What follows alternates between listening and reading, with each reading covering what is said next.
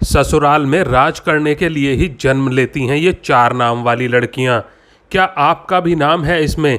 जानिए इस वीडियो के माध्यम से। इसी के साथ हम जानेंगे भगवान श्री कृष्ण द्वारा बताए गए कुछ ऐसे वास्तु नियमों के बारे में जो अगर आपके घर में भी अपना लिए जाएं तो घर में सभी वास्तु दोष दूर होते हैं।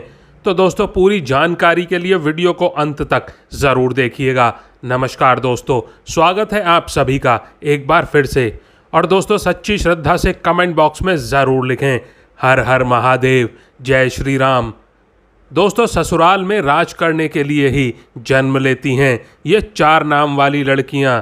दोस्तों, आज इस वीडियो में हम आपको ऐसी चार नाम वाली लड़कियों के बारे में बताने जा रहे हैं जो कि ससुराल में हमेशा ही राज करती हैं। इनके भाग्य में हमेशा ही राजपाट, सुख संपत्ति, धन दौलत, रुतबा, पैसा सब होता है। तो कौन सी हैं ये चार नाम वाली लड़कियां? आइए बस जानते हैं इस वीडियो के माध्यम से। लेकिन उससे पहले हम जानेंगे कुछ ऐसे महत्वपूर्ण वास्तु नियमों के बारे में जो स्वयं भगवान श्री कृष्ण ने युधिष्ठिर को बताए थे। जिन घरों में भी महिलाएं इन नियमों का पालन करती हैं तो ऐसे घर में सदा ही माता लक्ष्मी का वास होता है। ऐसे घर में सुख, शांति और परिवार के सदस्यों के बीच में प्रेम सदा ही बना रहता है।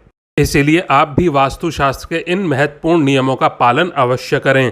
वास्तुशास्त्र के अनुसार घर में सकारात्मक ऊर्जा अधिक होना आवश्यक है, तभी घर में सुख शांति बनी रहती है और धन का आगमन होता है। अगर घर में वास्तु दोष हो, घर में आवश्यक चीज़ें ना हो तो ऐसा घर नकारात्मक शक्तियों से भर जाता है, जिस कारण घर में कलेश, वाद विवाद, आर्थिक तंगी, कर्ज, बीमारी जैसी समस्याएं उत्पन्न होने लगती हैं। इन सभी समस्याओं से बचने के लिए आप अपने घर में वास्तुशास्त्र में बताए गए इन नियमों का पालन अवश्य ही करें।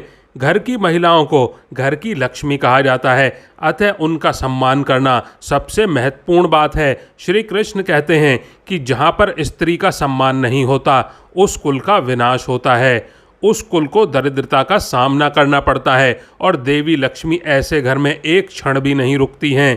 तो चलिए जान लेते हैं भगवान श्री कृष्ण के बताए हुए महत्वपूर्ण वास्तु नियमों के बारे में। लेकिन दोस्तों, उससे पहले आपसे रिक्वेस्ट है, अगर आपने वीडियो को लाइक नहीं किया है तो वीडियो को एक लाइक कर दें और दोस्तों के साथ में शेयर कर दें और चैनल को सब्सक्राइब भी कर लीजिएगा।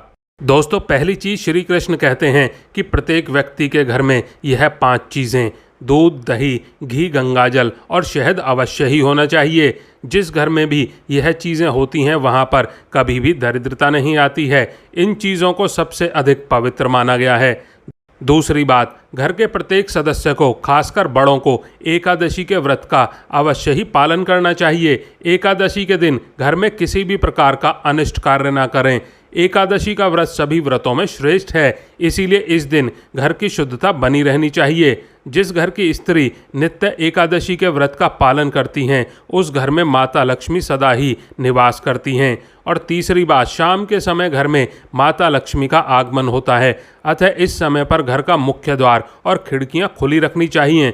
रोज़ शाम को चाहे 5 मिनट के लिए ही सही, लेकिन आपको अपनी सभी खिड़कियां और दरवाजे खुले रखने चाहिए। शाम के समय घर के मुख्य द्वार पर घी का दीपक अवश्य लगाएं। दीपक जलाते समय इस बात का ध्यान रखें कि दीपक के नीचे थोड़े से अक्षत अवश्य रखने चाहिए। शाम के समय घर के आंगन में पानी का छिड़काव करें। रंगोली बनाकर देवी लक्ष्मी का स्वागत करने से माता लक्ष्मी प्रसन्न होकर आपके घर में प्रवेश करती हैं। इसीलिए आपको सुबह के समय या शाम के समय अपने घर के मुख्य द्वार पर रंगोली ज़रूर बनानी चाहिए।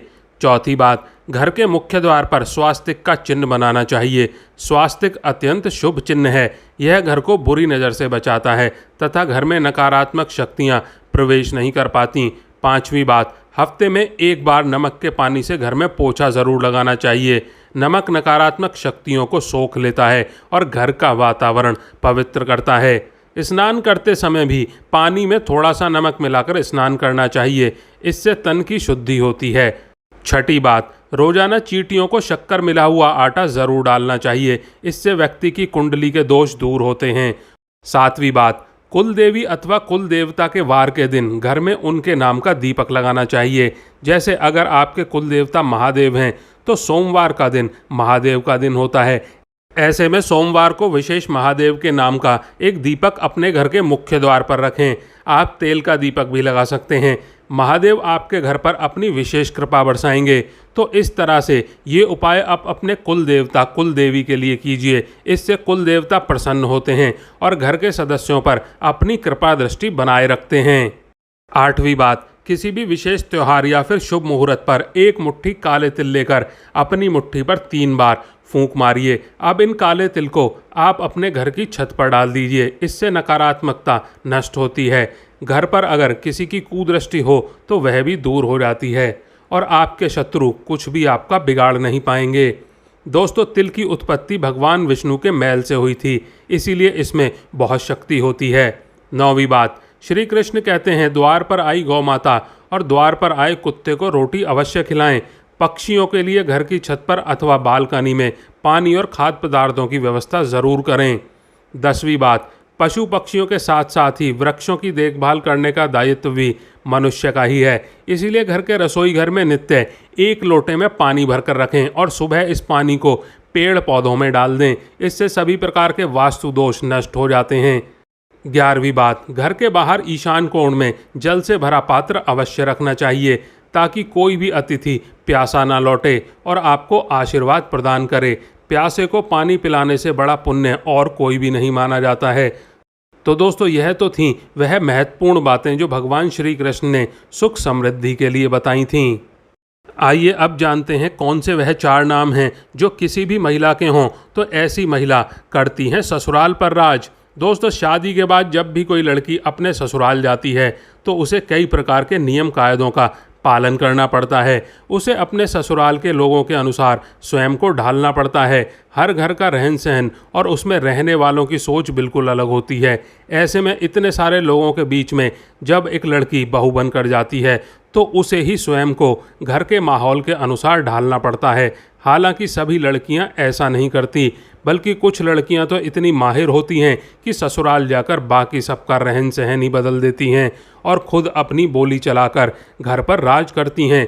ससुराल जाकर सब कुछ अपने हाथों में कर लेना एक कला है जो सब में नहीं होती। ऐसे में आज हम आपको इस वीडियो के माध्यम से उन 4 नाम वाली लड़कियों के बारे में बताने जा रहे हैं जो कि अपने ससुराल पर राज करने के लिए ही जानी जाती हैं। दोस्तों, इन लड़कियों में कुछ ऐसी खास बातें होती हैं जिसके कारण ससुराल में सिर्फ उन्हीं की चलती है और यह अपने हुनर के चलते घर को बहुत अच्छे से संभालती हैं। दोस्तों, नंबर 1, ए नाम वाली लड़कियां। जी हाँ दोस्तों, ए नाम वाली लड़कियां बहुत ही चालाक होती हैं।